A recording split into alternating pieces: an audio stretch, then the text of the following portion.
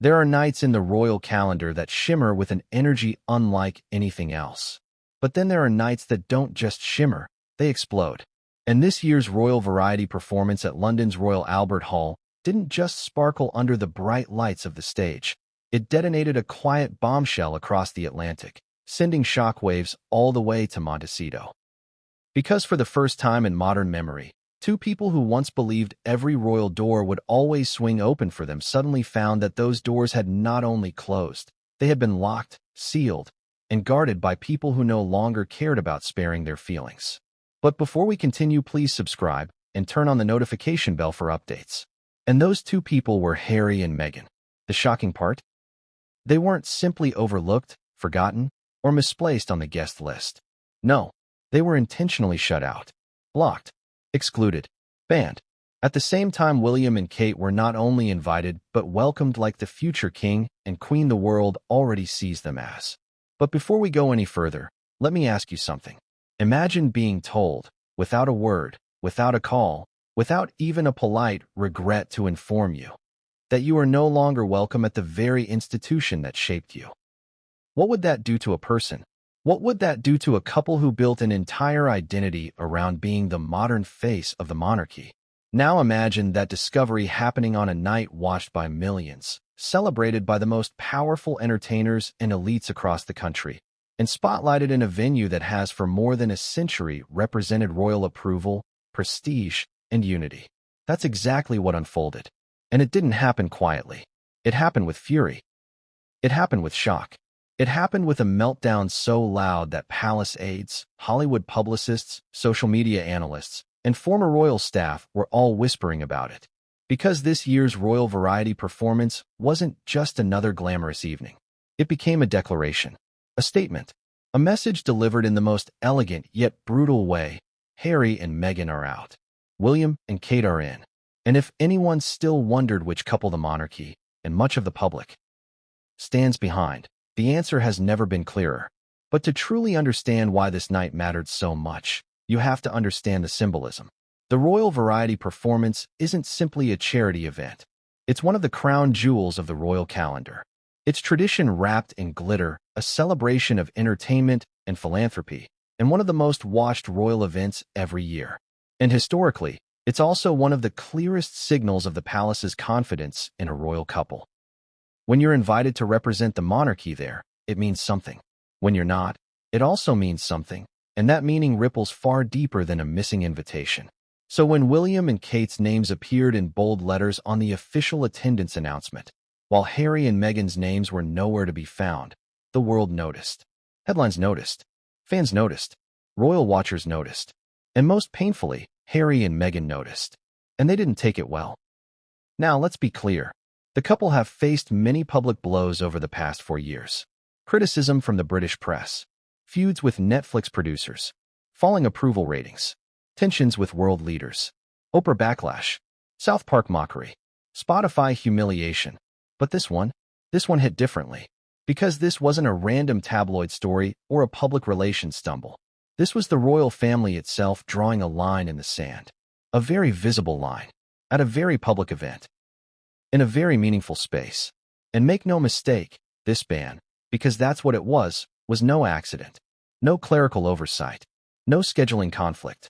According to insiders, this was deliberate, calculated, discussed, approved, signed off behind closed doors. A decision made after long debates, quiet warnings, and private concerns the public never knew existed. But before we dive into how this went down, let's rewind for a moment. Picture this. Montecito, early morning. The California sun barely rising over the perfectly trimmed hedges of the Sussex estate. Harry sipping his green juice. Meghan scrolling through her tablet. The two waiting, expecting, an official email from the palace announcing the royal variety lineup. Because for years, whether they were senior royals or not, Harry and Meghan had been included. They knew that. They counted on that. They believed the tradition would continue. But the email never came. So they waited. And waited. And waited some more. Meghan reportedly grew tense, pacing around the living room. Harry kept checking his phone, refreshing his inbox. Their staff reached out quietly to London, probing, hinting. Still silence. No invitation. No updates. No explanations.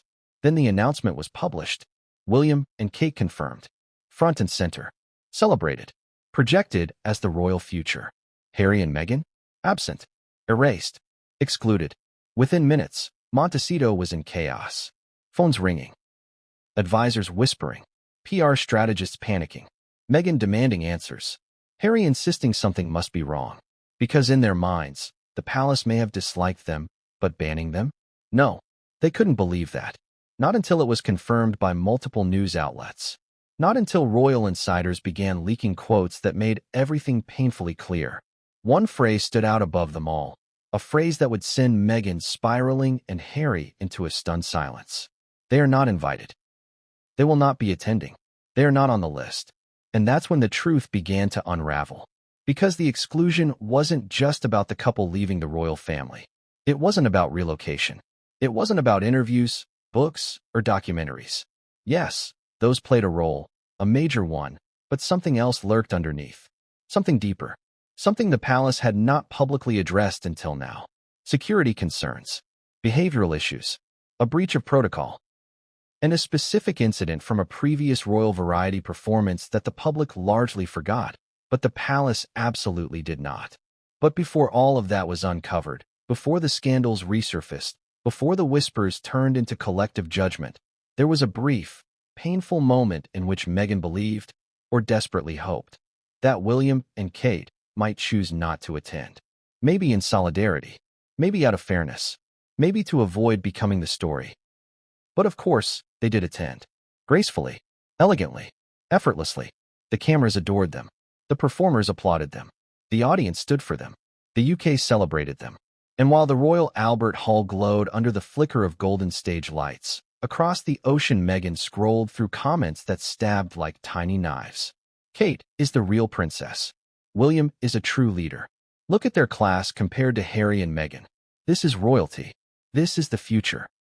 And for the first time in a long time, Meghan realized something terrifying. The spotlight she once controlled had shifted, permanently, onto someone else. The world wasn't talking about her. The palace wasn't thinking about her. The royal machine had moved on. Kate had stepped into the center. Meghan had been pushed out to the edge. Or more accurately, locked outside. But this is where the story gets interesting.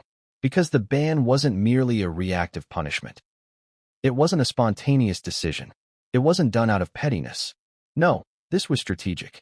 A long-term, calculated move that had been brewing behind closed palace doors for far longer than anyone realized. There had been meetings, discussions, warnings, recommendations. And at the center of it all were three key figures who shaped the decision in ways the Sussexes could never have predicted. The king, the prince, the princess royal. And each of them had their own reasons. One worried about embarrassment. One worried about security. One worried about the integrity of the monarchy. And together, they delivered the one message the Sussexes never thought they'd hear. You are not welcome. But here's the part that will make you sit up in your seat. The ban wasn't the end. It was the beginning. Because the real story, the story the palace did not want to leak, was buried beneath layers of protocol, secrecy, and royal politics. Why were Harry and Meghan labeled a security risk at the royal variety? What happened backstage the last time Meghan attended? Which palace aide warned that Meghan's presence could overshadow the event for all the wrong reasons? And which royal personally pushed to make this ban permanent? These are the questions no one expected to be answered. These are the revelations that changed everything. These are the moments that turned this from a simple snub into a seismic shift in royal dynamics. And every single one of them will be uncovered in this story. Because what came next? What unfolded behind palace walls? What leaked from insiders who were tired of keeping the peace? It didn't just expose the real reason the couple was banned. It exposed the truth about the fracture tearing the royal family into two distinct halves. The side that protects the institution, and the side that threatens it. So buckle up, because the real story is about to begin. And what comes next will change everything. And no one saw it coming. It started with a silence so loud it felt like an explosion. Because sometimes the most painful rejection isn't the kind delivered with insults, announcements, or confrontational emails. Sometimes the most devastating blow is the one that arrives with nothing at all. No call, no message, no signal, no acknowledgement. just the empty space where something should have been. The invitation Harry and Meghan expected, anticipated, and, in Meghan's case, quietly demanded, never appeared. And that silence, yes, that silence, was the first warning that something was deeply wrong. Let's go back to the moment it all began. Picture Meghan waking before Harry, slipping into the velvet chair in her Montecito home office, wrapped in a cream cashmere throw, latte balanced perfectly on the edge of her desk. She opens her laptop. She scrolls. She checks the news. She checks the calendar. She checks the emails. Then she checks them again. Nothing. No royal letterhead. No official RSVP link. No event protocol schedule. No briefing. No acknowledgement. Just nothing. And for someone like Meghan, silence is not benign. Silence is an insult. Silence is judgment. Silence is punishment. Silence is a message wrapped in invisible ink. But she didn't panic right away. No, not Meghan, not yet. She assumed the palace was late sending things out. Or maybe they were revising the lineup. Or maybe the digital invite was stuck in a filter. Or maybe, just maybe, the palace wanted to send her invitation separately, so it wouldn't appear as if the Sussexes were being treated the same as the Waleses. But Meghan's confidence wasn't shared by Harry. Harry felt something. Something cold, something unsettling, creeping into the back of his mind. He wouldn't admit it out loud, of course. Not at first, but a part of him knew the truth long before it erupted in public. This wasn't a glitch. This wasn't a delay. This wasn't an oversight. This was intentional. But he didn't want to believe that. So, he refreshed his phone again, and again, and again, his thumb tapping the screen in desperate little bursts, the way you do when you know nothing new is coming but hope has taken over logic. Still nothing. And this is where things become important, because the Sussexes weren't just waiting for any invitation. This was the royal variety performance. The one glamorous night that blends entertainment, charity, history, and royal prestige into a single spectacle broadcast to millions worldwide. This was the event that once showcased them as a united royal force. The event they attended with glowing camera flashes and curated smiles. The event Meghan whispered about to friends as one of the moments I knew we were becoming global figures. And now nothing. Meghan tried to stay calm. She texted one of her advisors. "Have we heard from London?" The advisor responded, "Not yet." Checking again. Harry stared at the message thread with a tight jaw, tapping his foot against the hardwood floor.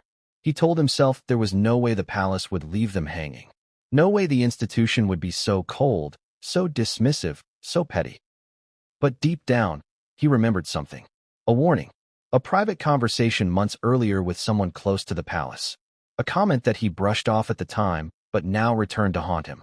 Things are shifting, Harry. The invitations will reflect that. At the time, Harry pretended not to understand.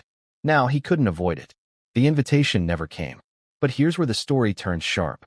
Because while Harry and Meghan stared into silence from London, someone else, the couple they least wanted to think about, received their invitation immediately.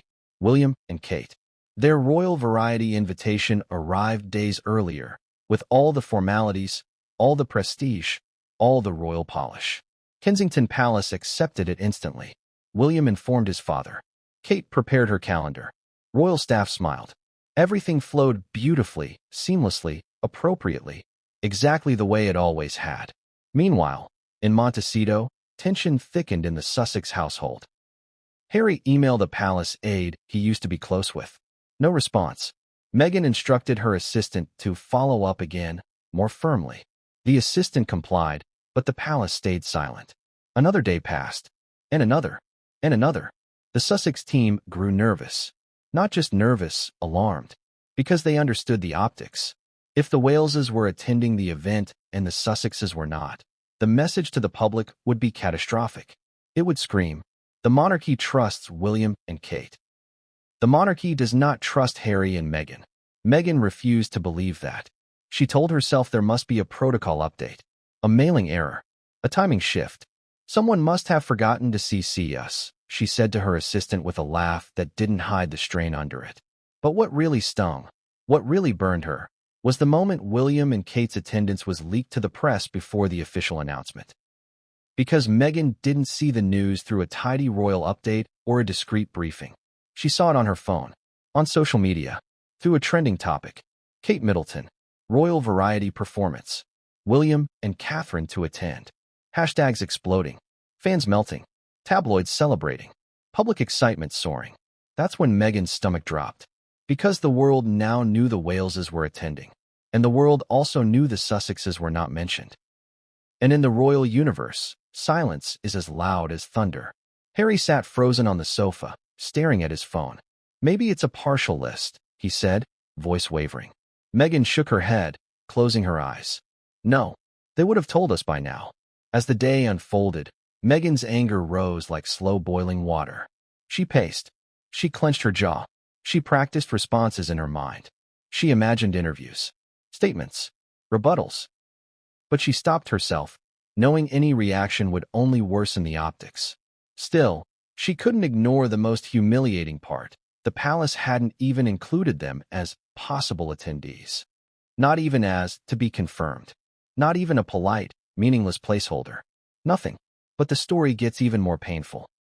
Because later that evening, long after Meghan had retreated to her meditation room to regain control of the narrative, one of Harry's remaining contacts in the UK finally responded with a chilling message. They finalized the list weeks ago. You're not on it. Harry stared at the screen. Meghan grabbed the phone from his hand and read it twice, her eyes widening, then narrowing to slits. Weeks ago? Weeks? That meant the palace had decided to exclude them before the public even knew who the main acts were. Before the production lineup was confirmed. Before the world began buzzing. The decision wasn't a reaction. It was a premeditated move. A deliberate shift.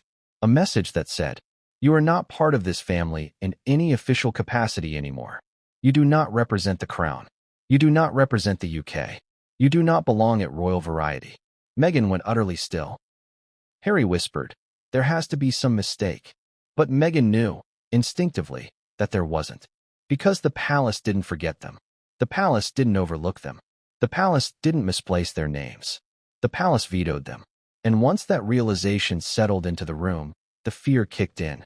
But it wasn't fear of exclusion. It was fear that something bigger was happening behind the scenes. Something orchestrated. Something personal. Something aimed directly at them. Meghan said quietly, someone made this decision. Someone who wanted us out. But the question that mattered, the one that would unravel everything that followed, was simple. Who? Who made the call to keep the Sussexes off the list? Who insisted they should not be seen at such a prestigious event? Who decided their presence posed a problem? Who believed their attendance would overshadow the Waleses? Who wanted them silenced, minimized, erased from the royal narrative? It could have been the king. It could have been William. It could have been Anne. It could have been the private secretary. It could have been an entire room of advisors. But at this point in the story, the Sussexes didn't know the truth. They only knew the result. And that result stung like betrayal. And the worst part? The silence wasn't the end. Because the next morning, just when Meghan and Harry hoped for some miraculous clarification, some last-minute correction, some faint sign of hope, a palace memo leaked. A memo that made everything undeniable. A memo that spelled out the real reason their names were missing. A memo that proved their exclusion wasn't a glitch. It was a decision. A deliberate, formal, internally approved decision. And what was written on that memo? Well, what came next would change everything. And no one saw it coming. The truth didn't come through a press release. It didn't come from a royal spokesperson. It didn't even come from an inside source giving a subtle hint or coded whisper. It came from a mistake. A single mistake. One staffer. One wrong attachment. One forwarded email that slipped out of the palace and landed in the hands of someone who should never have seen it. And that's how Harry and Meghan found out why they were never invited. But before we get to that moment, the moment everything unraveled, you need to understand the atmosphere inside the palace around the time the Royal Variety invitations were being finalized. Because what people often forget is that the monarchy is not just a family, it's a machine. A massive, ancient, bureaucratic, deeply interconnected machine with protocols, layers, approval systems, and advisors who spend their entire careers making sure no member of the royal family says, does, or attends anything that could jeopardize the monarchy's image. And in that machine, nothing happens by accident, especially not an omission like this. So let's step behind the gilded walls for a moment, into the quiet corridors where decisions like this are made. It was early October when the palace began compiling the official list of attendees for the royal variety performance. Meetings were held. Advisors debated. Risk assessments were drafted. Public perception was analyzed. Senior royals were consulted. And from the beginning, long before the list was finalized, one discussion kept resurfacing. What about Harry and Meghan? Now, depending on who you ask, this was either a genuine question or a formality that the palace needed to address before moving forward. But what we know from the leaked memo is this. The conversation was far from casual, far from friendly, far from neutral. It was tense, deliberate, serious, and yes, it was personal. Here's the part the public never knew. Inside the palace, the Sussexes had been flagged. Not once, not twice, but multiple times. Flagged for unpredictability. Flagged for security concerns. Flagged for PR risks. Flagged for violating past event protocols. Flagged for potential disruption to the event atmosphere. Now, if you're thinking, disruption? What did they do? You're asking the same question advisors were asking. And trust me, the palace had receipts. But more on that later. For now, return to the memo. This was the email that exposed everything. The one message that should have been internal. The one attachment that should have stayed locked inside the royal intranet. But it didn't. Because a junior staffer, someone exhausted, rushed, and juggling 3 assignments at once, accidentally attached the wrong file to a harmless logistics email. And that file was titled, Royal Variety Performance 2024 Attendance Review. Confidential, internal distribution only. The moment the attachment left the palace, it entered a world it wasn't meant for. It landed in the inbox of someone who recognized exactly how explosive the content was. And soon after, it found its way into the hands of someone loosely connected to the Sussexes. Not directly, not officially, but close enough that word traveled quickly. And before anyone could stop it, the memo made its way to Meghan. Let me pause here and ask you something. Have you ever witnessed someone discovering the truth at the exact moment they can no longer deny it? It's not quiet. It's not calm. And it's not graceful. It's sudden. It's sharp. It's volcanic. That is exactly what happened when Meghan opened the file. Harry was in the kitchen at the time, pouring himself a glass of water, thinking maybe, just maybe, they would get some kind of explanation later that day. But the sound that came from Meghan's home office wasn't something he expected. It wasn't a gasp. It wasn't a cry. It wasn't even anger. It was a thin, sharp, disbelieving laugh. The kind of laugh people release when something hits them so hard they can't decide whether to scream or break down. Harry rushed into the room, and Meghan turned her laptop toward him with trembling hands. He leaned in, and there it was. A table, clean, clinical, unambiguous, listing each potential royal attendee for the royal variety performance. Next to each name was a status label. William, approved.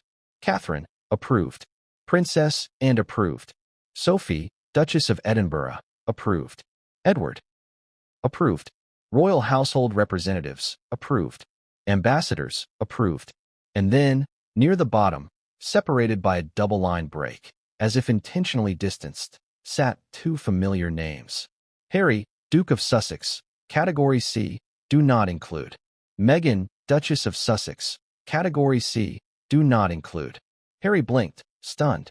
Category C, he whispered. Meghan didn't look at him. She kept staring at the screen, jaw tight, breath thin. Below the names was a paragraph, just 2 sentences long, that cut deeper than anything the couple had ever seen from the palace. Non-working royals are not to be included in representation at cultural or charitable events tied to the sovereign. The Sussexes are to remain excluded to avoid conflicting narratives, heightened security needs, and undue media focus. Undue media focus. That's the phrase that infuriated Meghan the most. Because undue media focus didn't mean neutral attention. It didn't mean they'll get coverage.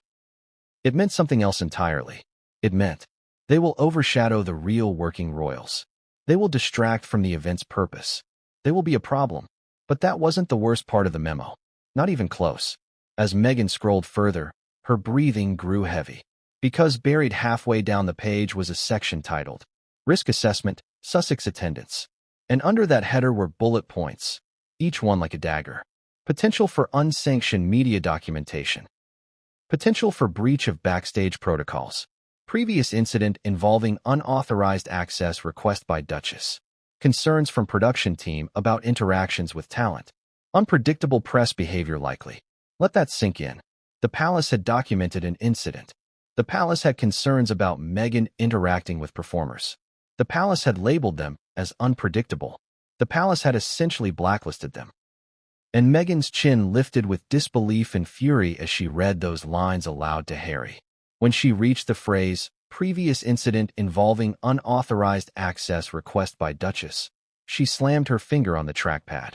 This is slander, she snapped. This is absolutely slander. But Harry wasn't looking at that line. He was staring at something else, something near the bottom of the assessment.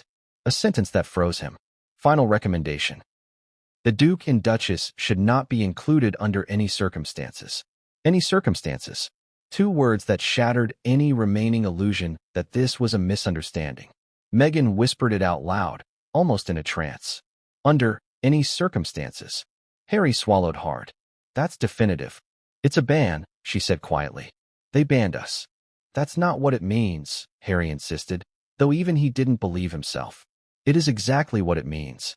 Meghan scrolled further down. Hands shaking now, and that's when she found it. The signature block. Not just a secretary. Not just a staff leader. Not just an event coordinator. 3 signatories.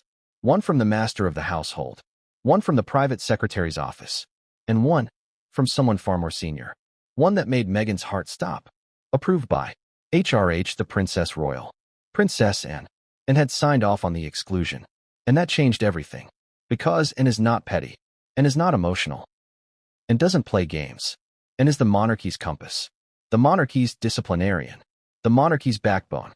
If Anne said they shouldn't be included, the conversation was effectively over.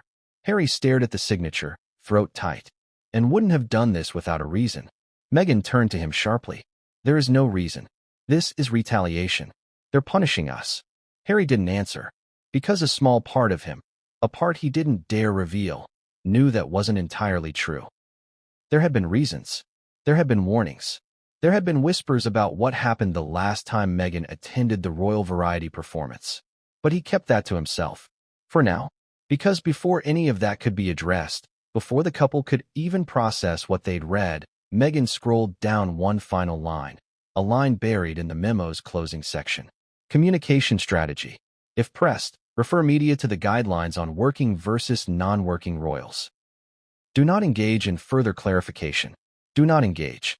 The palace had prepared for backlash. They knew Harry and Meghan would react.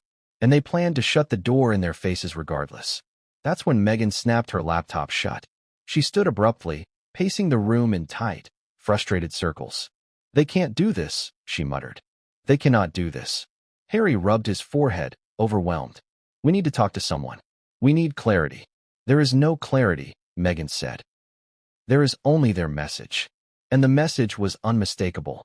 You don't belong here. But what neither of them knew, what neither of them could possibly predict, was that the memo wasn't the full story. Because the previous incident, referenced in the risk assessment, that wasn't just a generic note. It wasn't a vague complaint. It wasn't hearsay. It was real. It was documented. It was witnessed. It was escalated. And it was the very thing Princess Anne used to justify the exclusion.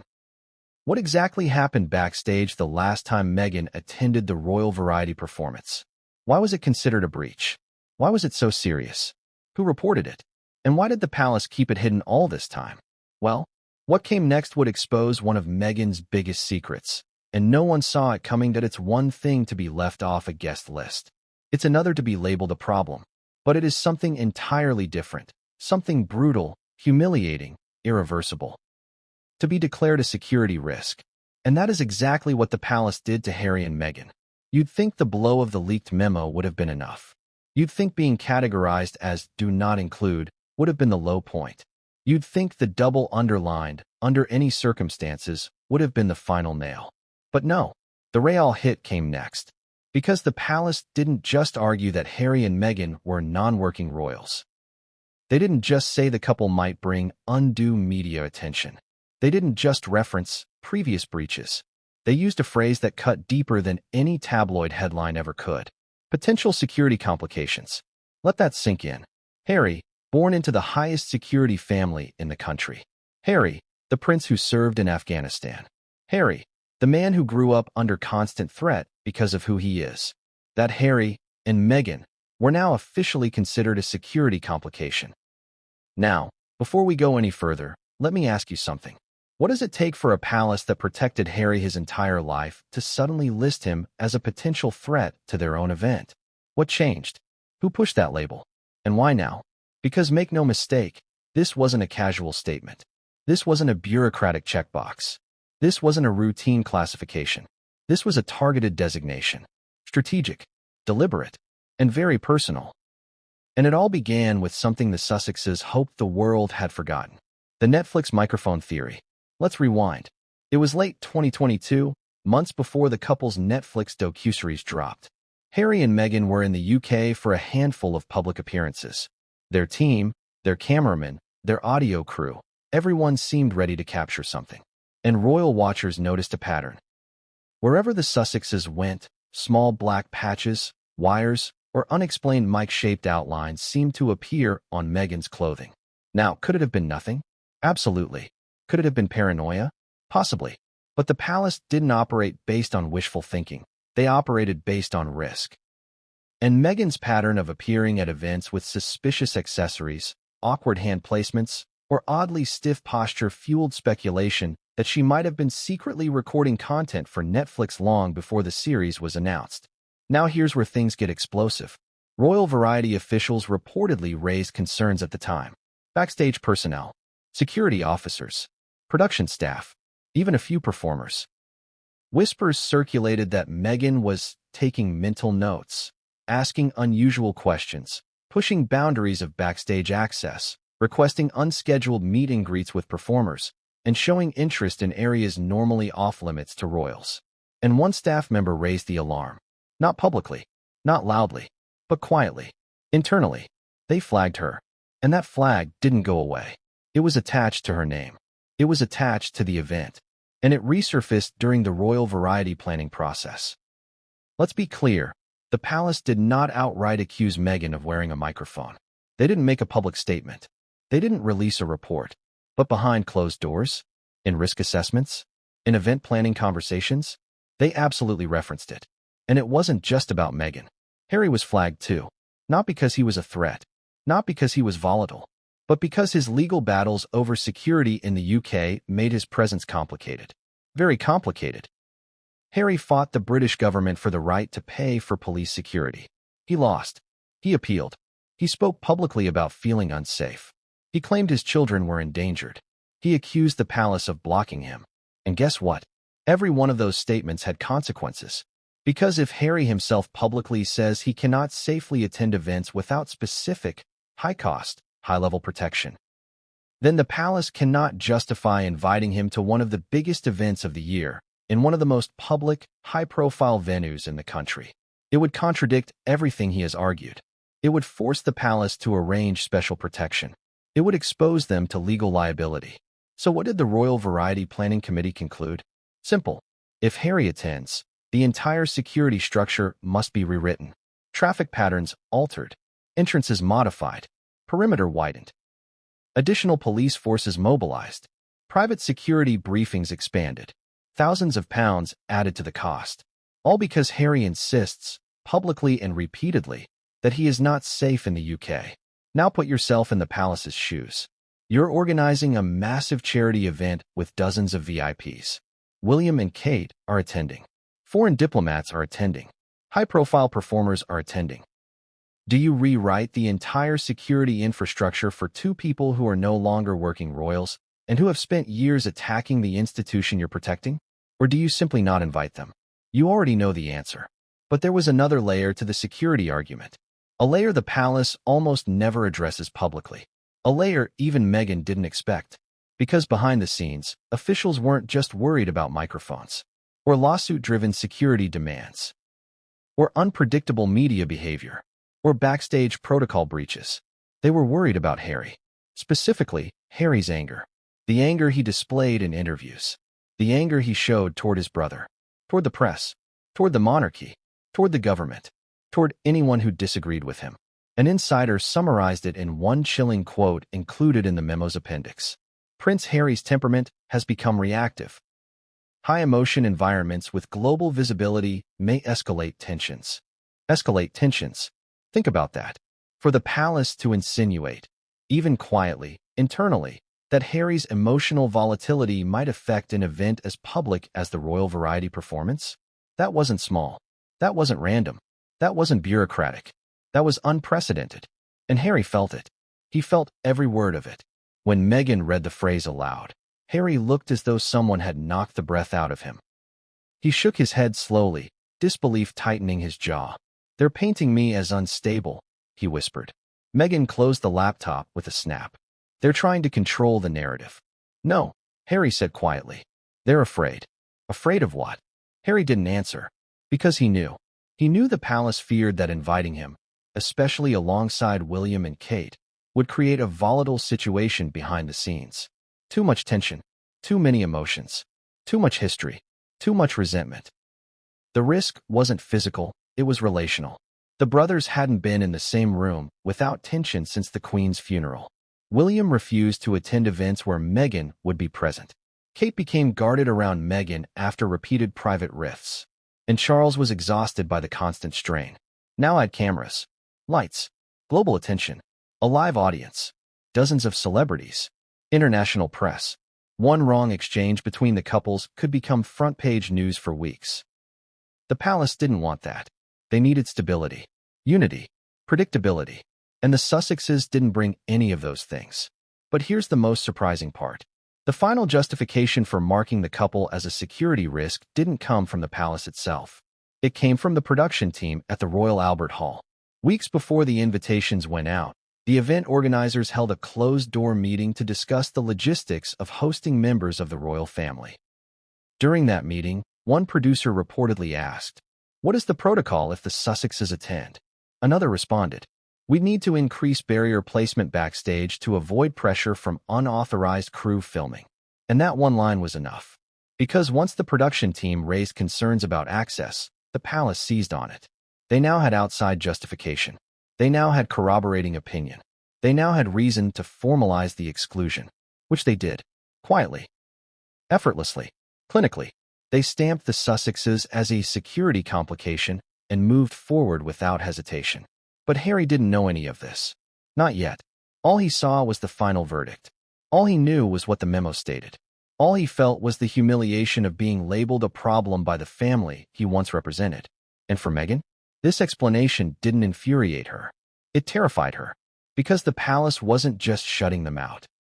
They were framing them as unpredictable, potentially disruptive, and unsafe. That kind of language doesn't get used lightly. That kind of language follows you.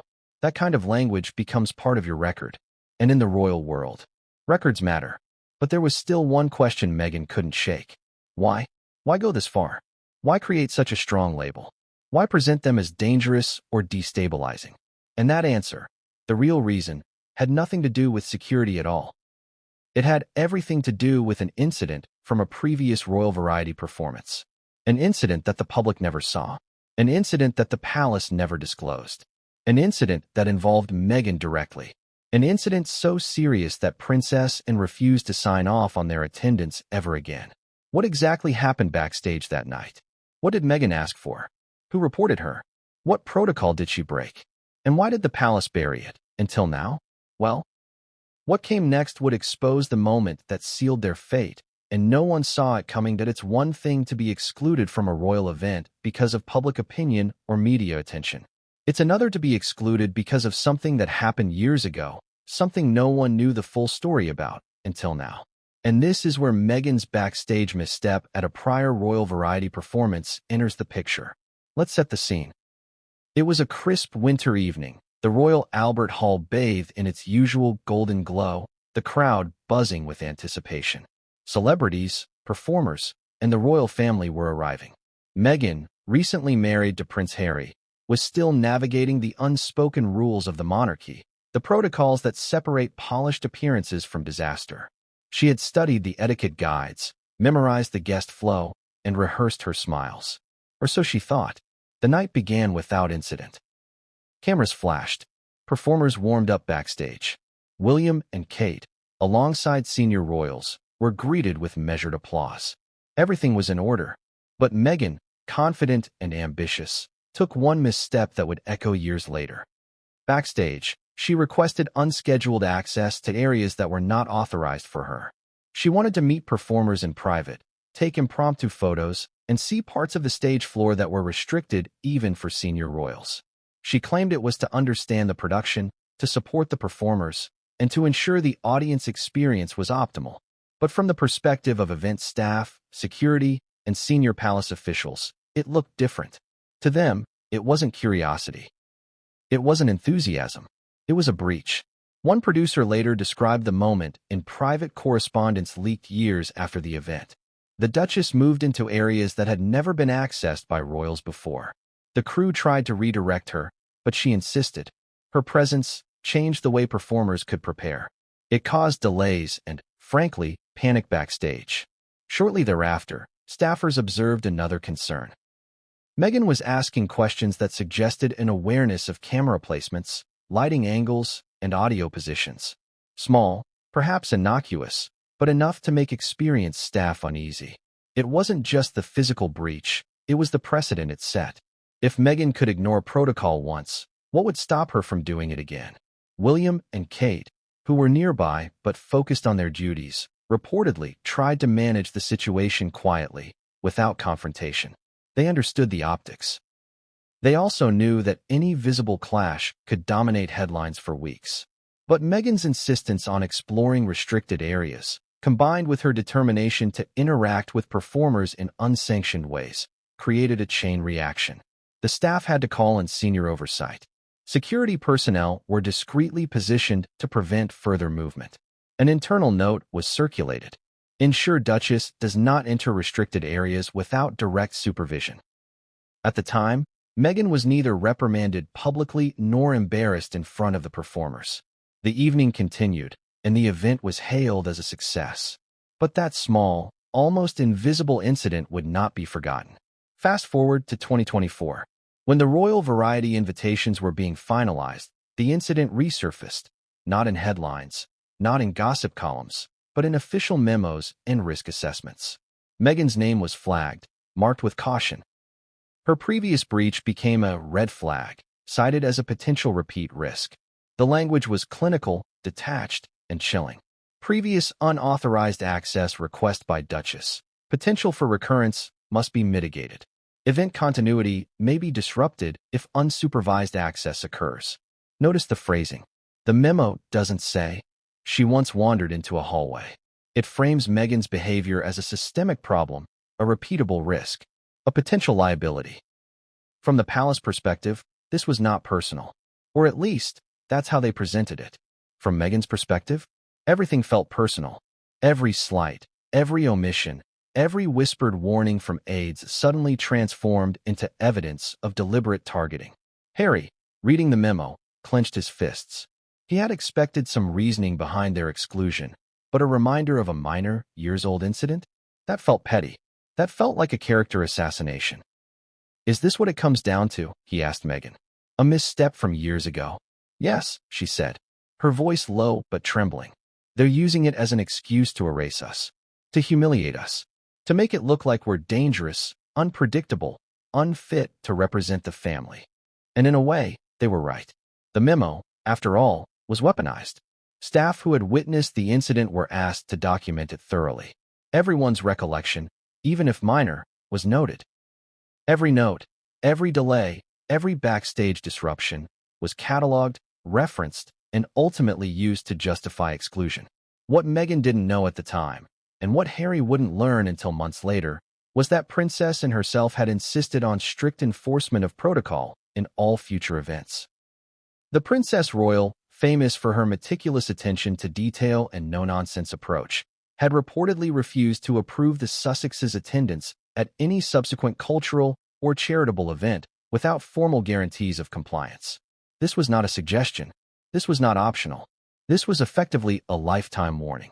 And the consequences of that warning manifested in 2024 in the form of their exclusion from the royal variety performance.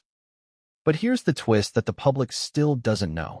While the memo framed the breach as a matter of event protocol, several insiders claim there was an additional factor at play.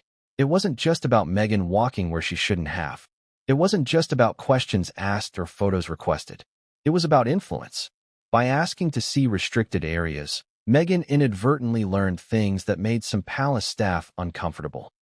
Things about security, staff workflows, and media management that were not meant to be widely known. People worried that she would, intentionally or unintentionally, leak information. Some even suggested she could manipulate what the press saw, control narratives in ways that could embarrass the palace, or gain an advantage in upcoming media projects. The incident, seemingly minor at the time, became a cornerstone in the palace's risk assessment. What once was a forgotten backstage hiccup transformed into evidence of Meghan's unpredictable presence in events where discretion and precision are mandatory. And Harry? Harry, for his part, had tried to defend Meghan at the time. He argued that enthusiasm should be encouraged.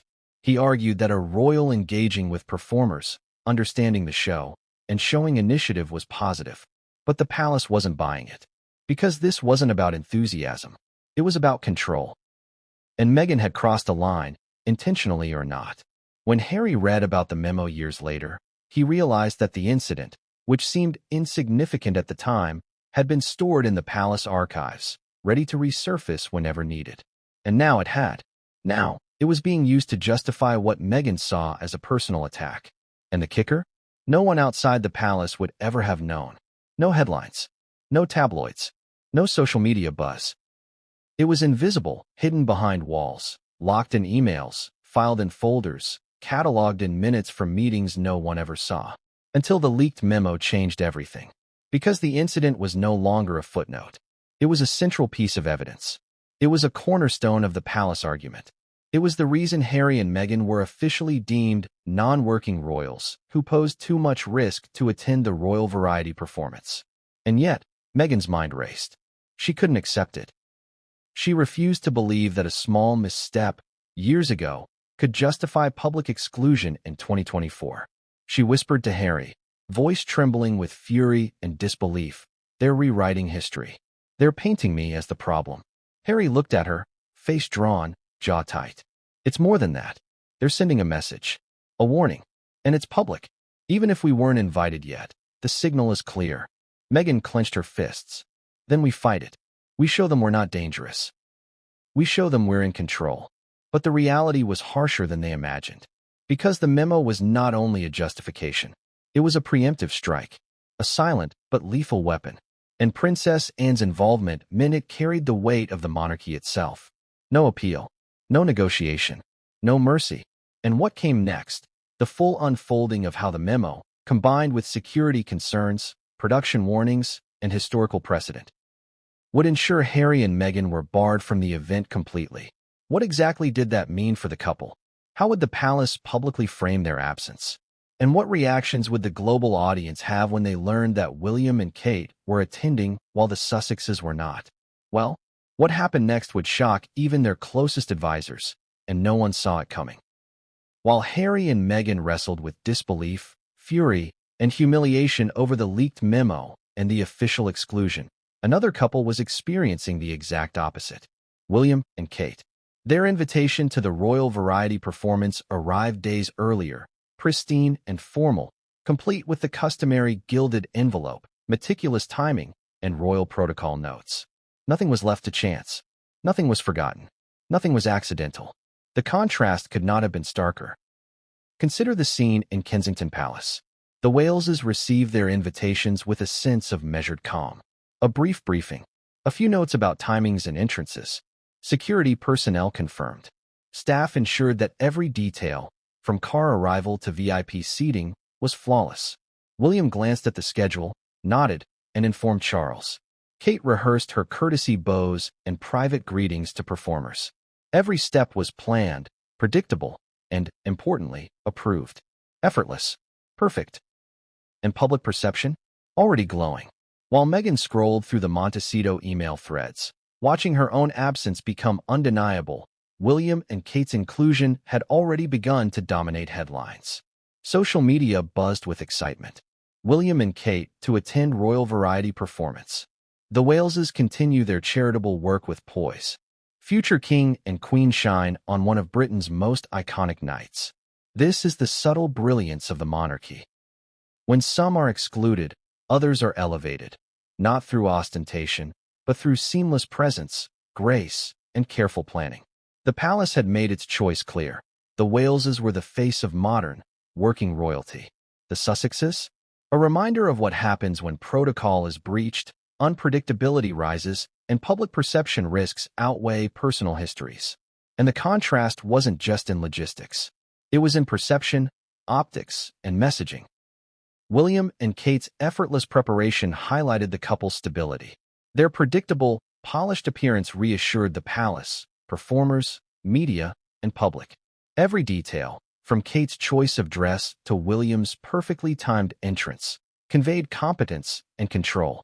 Meanwhile, across the Atlantic, Harry and Meghan were left to confront chaos, ambiguity, and mounting resentment. And here's the thing. The difference between inclusion and exclusion is often subtle. A smile, a bow, a nod, a handshake. But at the royal variety performance, these nuances are amplified. Every movement is scrutinized. Every interaction is analyzed. Every appearance sends a message. William and Kate's inclusion wasn't just about attending a show. It was a statement that said, "We are trusted. We are reliable. We are the future." The palace wanted the public to notice. They wanted the contrast to be undeniable. And in every photo, every headline, every social media post, the message was clear. Meghan noticed it instantly. Harry noticed it instantly. And in Montecito, their reaction was visceral. Reports from insiders indicate that Meghan's frustration reached a boiling point. She paced, spoke rapidly, and berated her team for not acting sooner. Harry, ever the calmer presence, tried to mediate. But the emotional weight of watching William and Kate receive recognition while they were excluded was almost unbearable. "This is insane," Meghan said. "They're showing the world who matters and who doesn't. And we're the ones being erased." Harry nodded slowly. "They've made their choice. But the optics are brutal." And here's where the palace's strategy becomes even more evident. William and Kate's inclusion wasn't just logistical, it was tactical. By inviting the Waleses while excluding the Sussexes, the palace controlled the narrative. They didn't need a press release explaining why Harry and Meghan were absent. They didn't need a public statement. The optics spoke for themselves. William and Kate appeared on the official seating chart, front and center, visible, recognizable, trusted, and every glance, every gesture, every photograph reinforced their position. The Sussexes, on the other hand, were invisible, uninvited, non-existent in the context of the event. And social media did what social media always does. It amplified, it compared, it scrutinized. And for Meghan, that amplification felt like a personal attack. Comments poured in. "Look at Kate, glowing, poised, elegant. And Meghan, nowhere to be found." William and Kate clearly represent the crown's trust. Sussexes, not so much. The future king and queen are in control, the others sidelined. Meghan's fury, however, wasn't purely about optics. It was about perceived injustice, about fairness, about the effort and risk she had invested in building a public persona as a modern, engaged royal. She had believed, perhaps naively, that her influence, charm, and global celebrity would shield her from exclusion. She had believed that her role as a cultural ambassador would be recognized. But that night, it wasn't. And William and Kate's effortless inclusion only highlighted what had been lost. There were whispers in the royal household. Staff who had been loyal to the Sussexes reportedly expressed quiet discomfort. "It's harsh," one aide was overheard saying. "But the palace wants to make the line clear." And make no mistake, the line was unmistakable. One side, working royals, trusted, visible, celebrated. Other side, non-working royals, unpredictable, potentially disruptive, excluded. The contrast sent a message not just to Harry and Meghan, but to the world. And it also set the stage for what came next. The seating chart leak. Because when that chart was published, showing William and Kate at the forefront and the Sussexes nowhere in sight, it wasn't just a statement about attendance. It was a declaration. A public reminder of hierarchy, trust, and privilege. Meghan reportedly stared at the seating chart for hours, unable to look away. Each photograph of Kate smiling, bowing, and greeting performers without restriction was a dagger to her pride. Each headline praising William and Kate's poise was another blow. And then came the whispers from Montecito's own team. Advisors and staff, loyal yet frightened of missteps, warned Meghan and Harry. Be careful. Any public reaction now will be amplified tenfold. Amplified, publicized, judged. But Meghan was beyond careful. She was beyond reason. Her anger, mixed with disbelief, made it almost impossible for her to accept that William and Kate's inclusion was not only effortless, but strategically orchestrated. And Harry? He remained quiet, a tight line on his face, his mind racing. He knew the optics were devastating. He also knew the memo, the risk assessments, and the protocol violation were all intertwined. But seeing the Waleses celebrated while they were excluded crystallized the reality of their marginalization. For a moment, Montecito felt a world away from the gilded halls of London. But the consequences were immediate, direct, and global. Because the palace's message had reached its target, William and Kate were elevated. Harry and Meghan were sidelined. And the stage, both literally and metaphorically, had been set for public humiliation. But even as the Sussexes processed the initial shock, the next revelation would strike them even harder. Because when the palace released the official seating chart, everything exploded. They say the devil is in the details. And for Meghan, that devil arrived in the form of a seating chart. It sounds innocuous. A simple diagram of who sits where at the royal variety performance. But when every glance, every photograph, every gesture is scrutinized by the world, a seating chart isn't just a diagram. It's a declaration, a hierarchy, a silent, visual communication of power, favor, and trust. And for Meghan, seeing that chart was nothing short of catastrophic. Let's start at the beginning. The seating chart had been released internally first. Staffers at Kensington and Buckingham were instructed to review and confirm the layout before the public announcement. No one imagined a leak would occur. But as we've seen, nothing is ever fully secure when stakes are this high. The chart showed William and Kate seated front and center, as expected. A position of prestige, prominence, and visibility. In their view, the Waleses were royalty in motion, polished, reliable, and flawless. Their placement ensured they were the focal point, the centerpiece of every photo, the unmistakable stars of the event. Meanwhile, Meghan scrolled through the chart with growing disbelief. Her name? Absent. Harry's name? Absent. No placeholder. No side notes. No pending approval. Just nothing. And it wasn't the absence itself that stung most. It was the contrast. Kate's name dominated the front row. William's name was highlighted in bold, a subtle nod to hierarchy. The Sussexes were nowhere to be found, erased, invisible, unacknowledged. Meghan reportedly dropped her phone onto the plush rug of their Montecito home and paced. She read and reread the chart. She called her team repeatedly, demanding explanations, demanding reassurance. How could this happen? She asked. How can they treat us this way? Harry, ever the calmer presence, tried to mediate. He reminded Meghan that the palace often sends seating charts for review and that errors could occur. But Meghan wasn't buying it. This wasn't an error. This was a message made tangible in a single, undeniable visual. And it wasn't just the placement that irked Meghan. It was the subtle cues embedded in the chart. Kate and William were not just seated in prime locations. They were surrounded by allies, carefully chosen companions, people who reinforced their image as the steady, reliable heirs to the throne. The Waleses' positions ensured maximum visibility, maximum optics, maximum control over the narrative. By contrast, the Sussexes were absent from the diagram entirely. They weren't side notes. They weren't footnotes. They were erased. And in the monarchy, absence is presence. When the public sees who is celebrated, who is visible, who is photographed and applauded, absence sends a loud, clear message. You do not belong. You are not trusted. You are irrelevant. Meghan understood this immediately, and she hated it. Her anger, according to insiders, was palpable. She stormed from room to room, gesturing at the chart, speaking rapidly to staff. She demanded to know who authorized this, who leaked it, who was responsible for what she saw as a personal affront. Every unanswered question fanned the flames of her fury. Harry, meanwhile, felt a different mix of emotions. There was frustration, of course, but also a creeping sense of helplessness. He knew that challenging the palace publicly would only deepen the divide. He knew that every reaction would be scrutinized, misrepresented, and weaponized. He knew that the optics were already turning against them. And they were. As the charts circulated internally and eventually reached journalists through carefully positioned leaks, social media erupted. Royal watchers, commentators, and fans dissected every detail. Tweets analyzed who was seated with whom. Instagram stories speculated on relationships, favor, and influence. The global audience was already forming an opinion. William and Kate were the royal standard, Meghan and Harry were sidelined. And Meghan, isolated in Montecito, was forced to watch.